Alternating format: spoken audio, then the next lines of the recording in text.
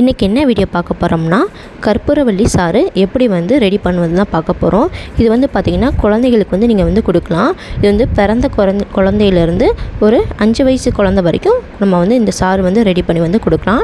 இதுக்கு ஃபஸ்ட்டு தேவையான பொருள் என்னென்னு பார்த்தீங்கன்னா கற்பூரவள்ளி இலை ஒரு 4-5 எடுத்துக்கோங்க, மஞ்சத்தூள், பெருங்காயத்தூள், ஒரு பல் பூண்டு, ஓமம் இருந்தால் ஓமம் கூட வந்து எடுத்துக்கலாம்.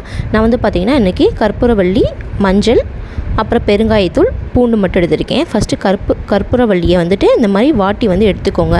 நம்ம அப்பளை இடுக்கி இருக்கும்ல அதை வச்சு இந்த மாதிரி வாட்டி வந்து எடுத்துக்கணும். இப்போ வந்து நம்ம நல்லா வாட்டி எடுத்தாச்சு. இப்போ இதில் தான் வந்து நம்ம சாறு வந்து ரெடி பண்ண போகிறோம்.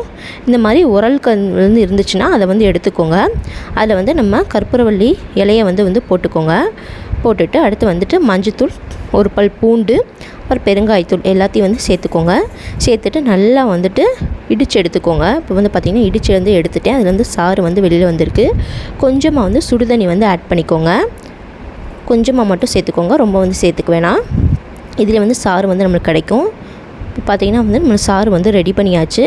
இது வந்து குழந்தைங்களுக்கு வந்து கொடுத்தீங்கன்னா சளி வந்து பார்த்திங்கன்னா உடனே வந்து போகும். நீங்கள் வாரம் கூட குழந்தைங்களுக்கு வந்து இது கொடுக்கலாம். நான் வந்து பார்த்திங்கன்னா எங்கள் பாப்பாவுக்கு வந்து வாரம் வியாழக்கிழமை வந்து ரெகுலராக வந்து இந்த கற்பூரவள்ளி வந்து சாறு வந்து கொடுத்துருவேன். இது வந்து பார்த்திங்கன்னா செரிமானத்துக்கும் நல்லதாக இருக்கும். சளியும் வந்து ரொம்ப வந்து பிடிக்காது. நீங்களே இந்த மாதிரி ட்ரை பண்ணி பாருங்கள்.